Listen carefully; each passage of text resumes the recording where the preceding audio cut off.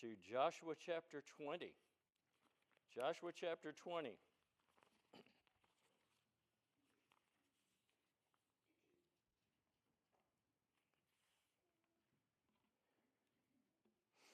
We're quickly coming to the close of this series called Facing the Future with Faith.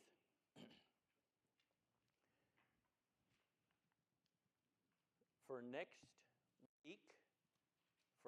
week, read, and let me add one, you can go ahead and read 21 through 24. That'll help you kind of get a bigger context of what's going on, but particularly 23 and 24 for next time. Tonight I want to go ahead and get into this lesson. It's a lesson I've been looking forward to for quite some time. I love the concept of the cities of refuge. And I'm calling this lesson Faith in the God of Justice and Mercy. Justice and mercy. We have faith in God, and God is an incredibly awesome God, and He has done so many wonderful things for us. And some of the things that we see that we kind of just take for granted in the Bible. Joshua was kind of joking in the pulpit last Sunday about maybe going into Leviticus, and you could just see, some people kind of look like that. Like, why would you do that? It's just a fascinating book. Numbers is a fascinating book. Joshua is a fascinating book. Not just the first few chapters, but on into it are just fascinating. One of the things we've been doing up to this point in Joshua, starting after the lesson in chapter 10, from 11 on to this point, is they're finishing up that northern battles to take the territories. And when they finished that, then Joshua started allotting the inheritances for the different tribes of Israel, the 12 tribes of Israel. And I'm not going to go into how that all shakes out tonight. But let me start this lesson by saying this. Life wasn't easy for the Israelites. A lot of people say, I wish I was living back then. It was just so easy. God, was appearing. God was doing miraculous things. You just knew where you needed to stand. And you just have to read a little bit into this to find out that it's not always that easy, not always that simple. Particularly if something happened that we take for granted today. If you were out, say you were in the woods, you were chopping down a tree, and the axe head flew off and tragically, sadly, hit someone and killed them. You know exactly what would happen, basically. The police would be summoned. You would go through all these things. The governmental authority that God set in place today would take over, and you would be within that justice system. Back then, that was not the case. That was not the case. Israel was, even though they had been in captivity for hundreds of years in Egypt and all of that, they were still a fledgling nation, trying to find their steps, their feet, and stepping where they needed to step. And God had not established under that authority yet of the kings. He had not established that specific judicial system. So that's why Leviticus is important. That's why Numbers is important, and all those books that give you the laws that govern their lives, their everyday lives. So let's get into this. And I want to talk to you about, first of all, the special protection or the special responsibilities of the Levites. Very, very quick, brief history of the Levites, okay? In Genesis chapter 34, Genesis chapter 34, you read an account where Shechem, the man Shechem, raped Dinah, one of the, a sister of Levi and Reuben. Shechem comes and says, I want to marry your daughter. Marry your sister. And the boys get together and create this plot, and I don't have time to go through it all right now, but they create this plot, and they say, well, sure, that's not a problem. They're lying. They're lying. But they said, yeah, that's not a problem. We'll marry your sisters. You can marry our sisters. But we have a law that you've got to be circumcised to do that. So, and all the males in Shechem, the town, have to be circumcised. So these guys get circumcised. Now, as we've said several times, as a child, it's probably not as bad as when you're an adult.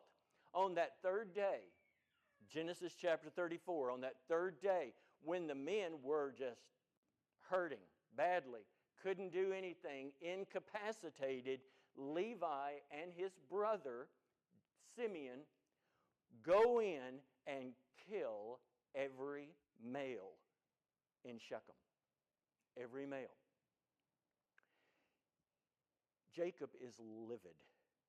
He said, you have made us a stench in the nostrils of the people surrounding us. And it's going to cause a lot of problems with us.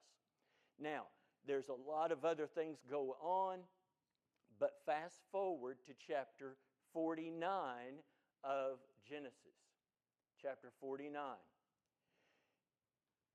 Jacob on his deathbed is saying, okay, this is what's going to happen to each tribe. Okay? Y'all are going to get a territory in this promised land, and this is what's going to happen to you in general. But when he got to Levi, he said, your fierce anger has caused tremendous problems. You're not going to get territory. You're not going to get territory. And I've put this map up here. You see Asher, Naphtali, Zebulun, Issachar, Manasseh, Ephraim, Dan, Benjamin, Judah, and Simeon. And you notice Simeon is within Judah. I think that was kind of like a slight on them too. And that's in the Promised Land. That is west of the Jordan River. East of the Jordan River, you've got the east side of Manasseh. Manasseh was so big that they divided it. Gad and Reuben. You don't see Levi. And what Jacob said in verse 7 of chapter 49 of Genesis is, you're going to be scattered among your brothers. You're going to be scattered. Your fierce anger has just he was so angry. He said, you're going to be scattered. So, if you notice in chapter 20 and the following, they're going to be given what's called Levitical cities.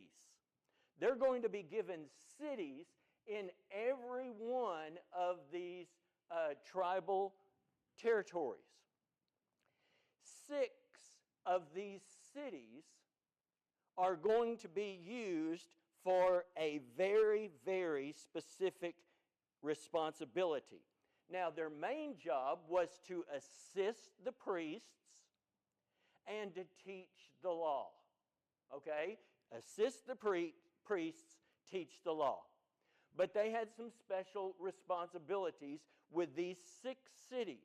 And these 6 cities were going to be called cities of refuge, where people who are within a certain wrong, within a certain crime that has been committed, are going to be able to flee to this city and get a fair trial. Get a fair trial. So that's kind of like the special responsibility in these 6 cities. Now, let's look at specifically the 6 cities of refuge. The 6 cities of refuge. And if you'll notice on this map, I'm sorry it's not the same map, but if you'll notice on this same map, starting at the top, you've got Golan in Manasseh on the east side of the Jordan. You've got Ramoth in Gad. You've got Bezer in Reuben. And then you've got Kadesh in Naphtali. You've got Shechem in Manasseh on the west side. And you've got Hebron. If you'll look, and that's in Judah, if you will look at the outline of these cities, they are scattered kindly evenly within on the east side and the west side of the Jordan. That was for a very, very specific purpose. And let me go back here. First of all, the geographic distribution. Someone, I don't know if this is 100% true, I'm just saying I found it. It seemed pretty reasonable. I kindly measured, but you can't do a lot with those little maps and things like that. But it said that no one is further than 32 miles from one of these cities. So, I mean, that would be take some time to get there, but you could get there pretty easily. And one of the things and this is tradition, okay? You're going to see some of this information in Deuteronomy chapter 19. I told you last time, if you'll read Numbers 35 and Deuteronomy 19, it'll help you get a better understanding of these cities of refuge. In Deuteronomy, it talks about the development of roads to these cities in particular. Tradition says that the roads were excellently shaped. It was kind of like the interstates of the time.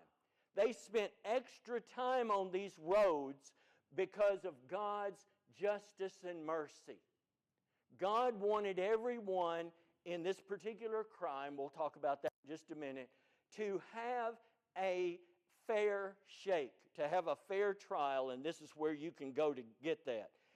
The signs were well marked at every crossroads. Every crossroads had a sign that said refuge and would point to that city, the closest city from that particular standpoint. The cities were available to Jews and strangers that lived among the Israelites. Now, these are non-inhabitants of the promised land, okay? Because all of those are supposed to be killed. But all the people from other nations could go there also and have a fair trial. The law, God's justice, was applied to all impartially, and tradition says that the city gates never closed. Never closed. Justice and mercy was always available to the person who needed that service or that blessing from God. Now, let's look next at 2 standards of justice. You hear a lot about, and I'm not trying to be political here, but you hear a lot about justice today. And sadly, some of the things you hear about justice is not what God defines as justice. What God defines as justice is fairness and accountability.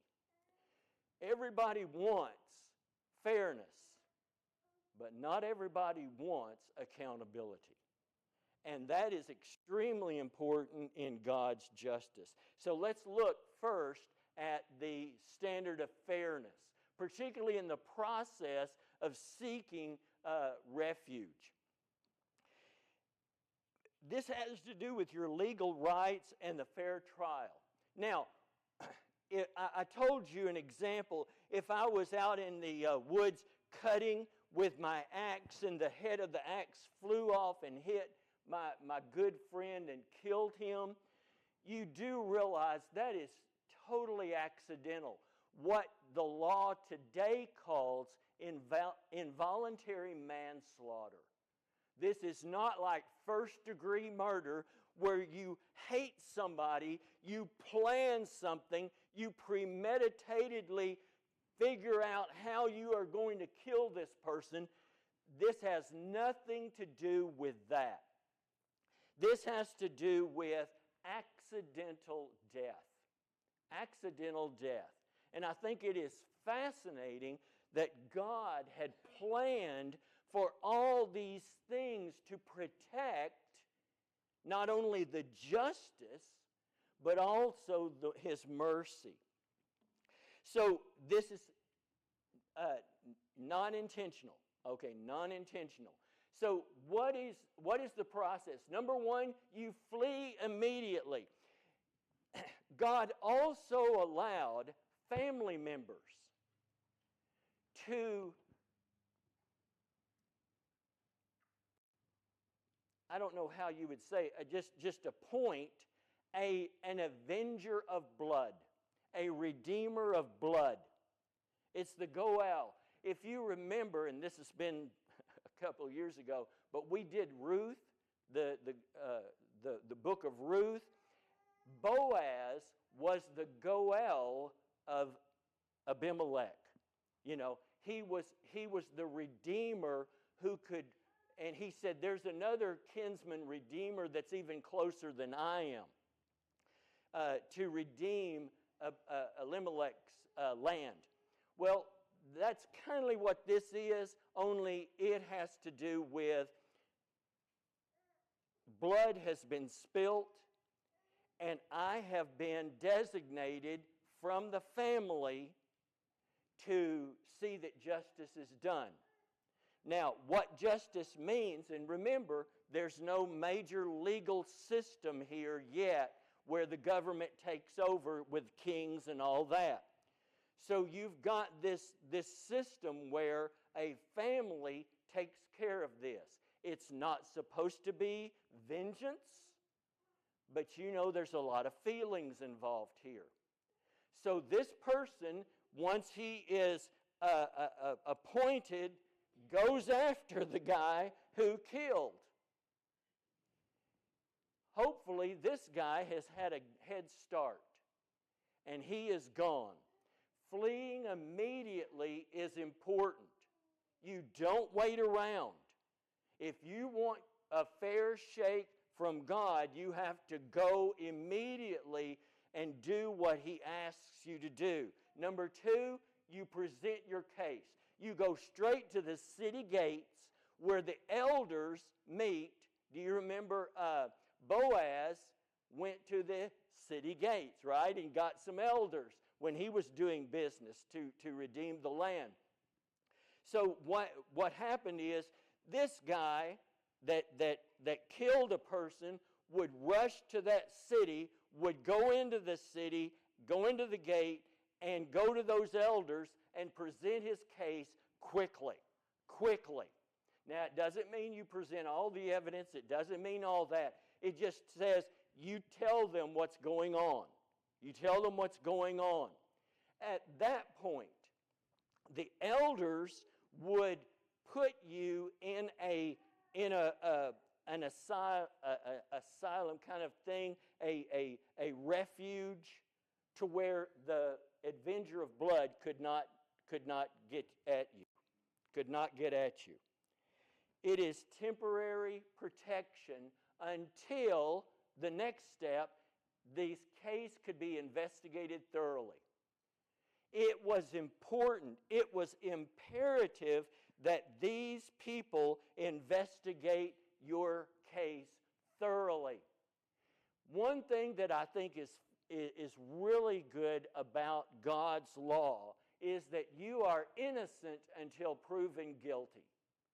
So this was a pause to make sure that emotions were not carried into the case, but facts and evidence were. These guys had no allegiance necessarily to tribal loyalties here. They were in all the tribes' areas. They had cities in all the tribes. So they were supposed to look at things very, very objectively. They were to listen carefully. They were to do a fair due process, and they were to impose wisdom in their dealings. And then they had to render a verdict. They had to render a verdict. Now, some translations make it clearer, and I'm just going to say this quickly. Some translations make it a little clearer than others, whether you really had to put it in front of a whole congregation or if that congregation was a larger group of elders. I don't know what that exactly was, but it wasn't just one or two people. It was several people that listened to the evidence, that investigated the evidence, that heard the evidence presented and could make a judgment about what was going on. And there were two judgments. Number one, they would either judge that this was an unintentional act. You did not mean to kill this person. There was no hatred. There was no laying in wait. There was nothing like that. This person then would be allowed to live in that city until the high priest died. I can't go back to my land. I can't go back to my hometown. I can't go back to my family. I've got to live here until the high priest dies. I can't come and go as I please. Now you say, well, that's a little weird. No, it's protective because it protects me from the avenger of blood. It's also punitive in the fact that somebody has died. Somebody was killed. I know you didn't mean to do it, but somebody's dead. Now, I'll talk about that in just a minute, so hold that concept. Because if you think it's unfair, give me time to talk about that. So it is protective and punitive, but it gives me a legal right. If I go outside the city, I am in rebellion of that judgment, and the avenger of blood can take my life, and no one's responsible for that blood. If I say, well, and I'm going to leave anyway, I can't leave. I can't leave. But if I do, I will be killed because of it. The second verdict is, no, this was willful, deliberate murder. This has nothing to do with manslaughter. It is first-degree murder, and at that point, your asylum stops, and they actually hand you outside the city to the avenger of blood, and that man takes your life. That man takes your life. And you say, wow, that's pretty tough stuff. Hold on just a minute. I'm getting there. One more thing that I want to hit on this. Very important. And that is this idea of witnesses. Remember, you cannot kill, you cannot put to death another person without two or more witnesses to the crime. That is extremely important, extremely important. But let me also say this about the witnesses. If it is found out that the witness has made false statements, then, hold on, Deuteronomy 19, 18 and 19 says, If a witness is a false witness, and he has accused his brother falsely, then you shall do to him just as he had intended to do to his brother. That would kind of make you think twice about bearing false witness, wouldn't it? If you got the same penalty as you were trying to get on the other. This might be a family member who wasn't even on the scene, but they're acting like they're on the scene because they want to condemn this person, and then they find out he's lying. He would be killed because he wanted the death of the other person. So I think that is a fascinating idea for God. This was a waiting room. A city of refuge was a waiting room to make sure that people weren't rushing to judgment one way or the other. It was a fair deal for everyone involved. The idea of accountability is this. It is not a criminal loophole city. Criminals can't go there and think, this is great, I can hide from justice. It was not that at all. In fact, if you go there and you are found guilty, you're taken out and killed. You're taken out and killed. So there is no avoiding punishment. There's no avoiding justice. None of that at all. You have to prove no hatred, no planning, no intent to kill. Another idea here is actions have consequences. And this kind of leads us into our next thing. Actions have consequences. This person had to stay in the city. And you sit there and go, well, that's a little unfair. You didn't mean to do that. I know you didn't mean to do that. But I want you to think about something as we go into this next point. One of the things that we have done in our culture, in our society, we have started relegating human life. Let's just say we have brought down the sacredness and sanctity of life several notches. Several notches. We do not have the view of human life that God has. We do not. And one of the things that is so vital for us to understand is actions have consequences, even unintended actions. I didn't mean to do that, but this person is still dead. And God wants us to understand the sanctity of life. And that's our next point. The sanctity of life. It's an extremely important point. If you have your Bible, or if you're making notes, make sure you write down Genesis chapter 9, verses 3 to 6. Genesis chapter 9, verses 3 to 6. I asked my class one time, my ethics class, why is murder wrong? And somebody said, well, it's not good. Well, that's true. Why is murder wrong? Well, the Ten Commandments said, no. Go back further. Why is murder wrong? A lot of people sit there and say, well, we don't live by the Ten Commandments anymore. Fine, go back. This predated the Ten Commandments. Read it with me.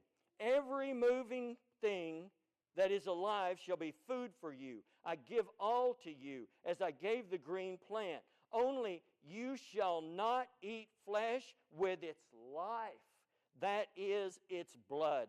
Surely I will require your lifeblood from every, listen to this, from every beast. You mean if a dog kills a person? In the Old Testament, the dog had to die? A dumb animal? Yes. Absolutely. If your cow, if your bull, if your sheep butted somebody and killed that person, that animal died. And from every man's brother, I will require the life of man. Whoever sheds man's blood shall by man his blood will be shed.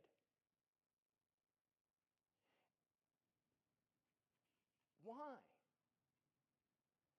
Because life is sacred. We've lost that idea. We've lost it. And we've got a lot of people today sitting there saying, well, you know, I like Jesus' view. Jesus didn't change this. Jesus didn't change this. All he did was, he said, no longer you are the avenger of blood. I have given that to the government. That's what he changed. He said, you are no longer that, the government is. So I cannot take vengeance on someone. I can't do that. But the government is supposed to do that. The government is supposed to understand that. Why is all this important? Because you're made in the image of God. You're made in the image of God. If we could wrap our minds around that concept, you wouldn't hear about abortion anymore. You wouldn't hear about euthanasia and all that stuff anymore. You wouldn't hear about just silly stuff.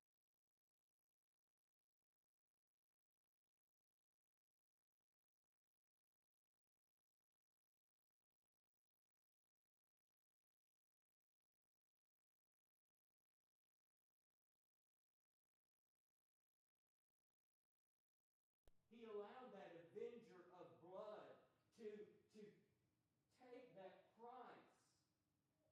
And what is the price of human blood? By human blood, that person's blood will be shed. That was the only penalty that satisfied the justice of God. Is the... Am I off? I figure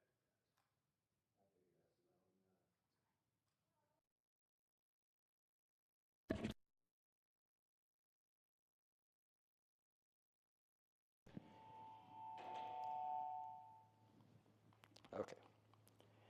Anyway, I'm not going to start over.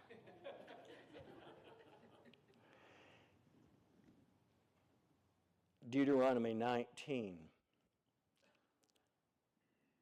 verse 12 says, then the city elders, this is that second verdict where you're guilty of murder. Then the elders of his city shall send and take him from there and deliver him to the hand of the avenger of blood, that he may die. Listen to verse 13. You shall not pity him, but you shall purge the blood of the innocent from Israel, that it may go well with you. That is an important concept in the Bible. Basically, what that says is, when an innocent life dies and a crime is not adjudicated properly, and I don't mean in a mean way, I mean with a fair, due process way, if you don't do that, the land is polluted. The land is polluted.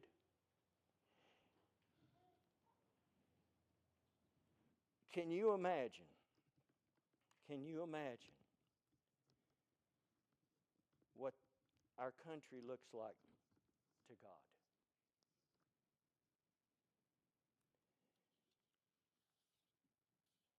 Punishment should fit the crime. Punishments needed to be in proportion. That's where that Deuteronomy 19, a life for a life, an eye for an eye, a tooth for a tooth, a hand for a hand. A lot of people look at that and say, "Oh, that's just awful." You know, you're telling somebody to do this and to do this and do this. It was also a limitation too. Have you ever seen the movies? And I'm not talking about anyone in particular, but one will say, "Well, he killed my brother, so I'm gonna kill 10 of his." You know, that's the way we humans you back harder. And God said, a life for a life. That's it. It limited things. It also gave proportional punishment. Let me talk about this high priest thing very quickly. Nothing in the Bible that I have found so far tells us why the guy had to stay there until the high priest dies. Nothing in the Bible tells us that.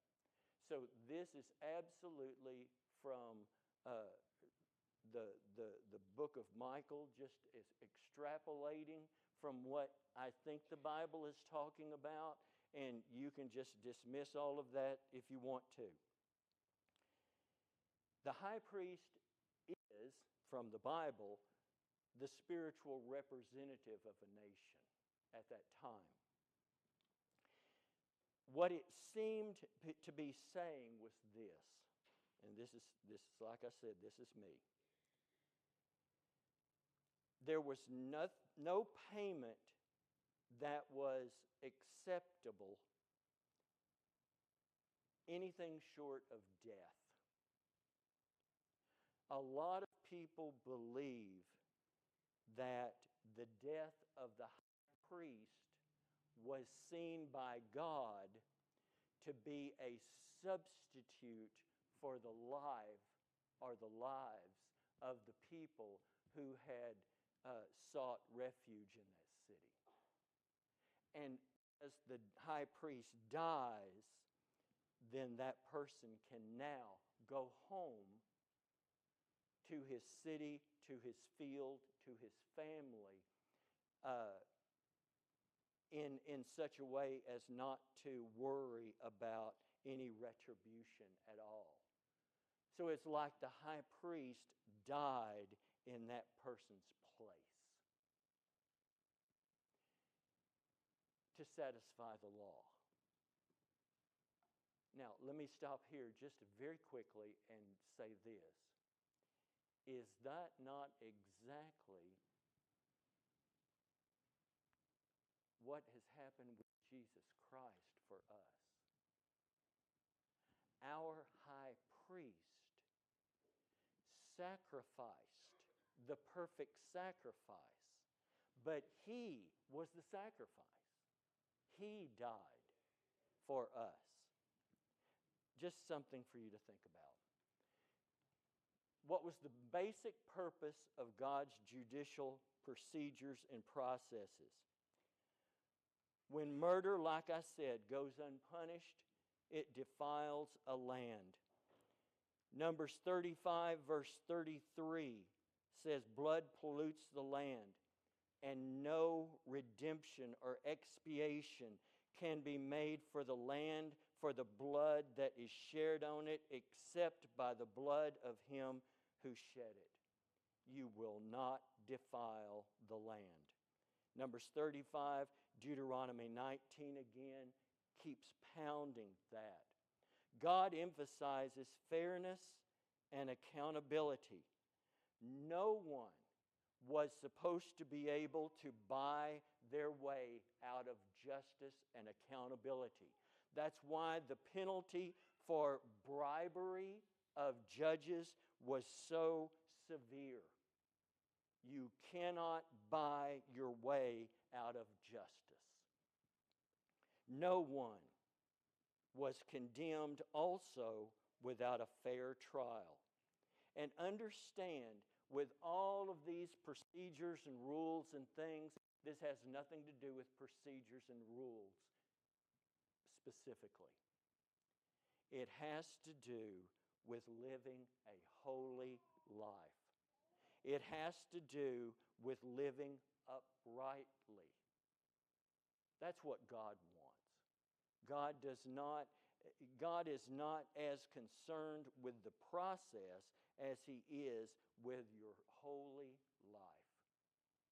With your holy life. But when things happen, He has made provision for that also. So just 4 quick lessons. Number 1, the cities of refuge confirm God's plan for crimes being properly punished. He wants to make sure that you understand that human life is precious and God will not ignore sin.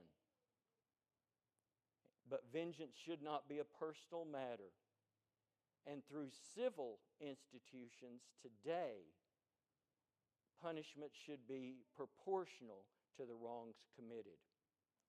Second of all, the elders of the city were supposed to thoroughly investigate alleged wrongs. You weren't supposed to bring in emotions. You weren't supposed to bring in anger. Anger blinds justice. You were supposed to bring in a fair process in dealing with these things. Number 3, cities of refuge foreshadow Jesus in a lot of ways. Jesus is easily accessed. The way to Him is well marked. The way is open to all who come to Him in obedient faith, and the gates are always open. Always open, night or day. He is our high priest, and His death has set us free from the penalty of sin. And number 4, cities of refuge foreshadowed the protection that Jesus offers to all believers, Jew and Gentile alike, who come to Him in obedient faith. And as John so eloquently put it tonight, delay is fatal. Delay is fatal. No one accidentally killed someone and said, I'll go to that city tomorrow. They did it immediately. And that gives us a lesson for today. When we see the penalty for our sin is death, and know that Jesus Christ has died in our place, how could we even consider delaying? How could we consider that? Let's pray. Father, thank you so much for the day. Thank you for watching over us and caring for us. Thank you for being with us. Thank you for this holiday season where we are thankful for all the things you've provided for us. But we're always grateful, or we want to be. Help us to be mindful of those who are hurting. Help us to be mindful of those who are going through difficult things right now. Help us be loving and kind and patient and gentle. Help us to know that you are an awesome God for doing all the things you have done for us. In Jesus' name, amen.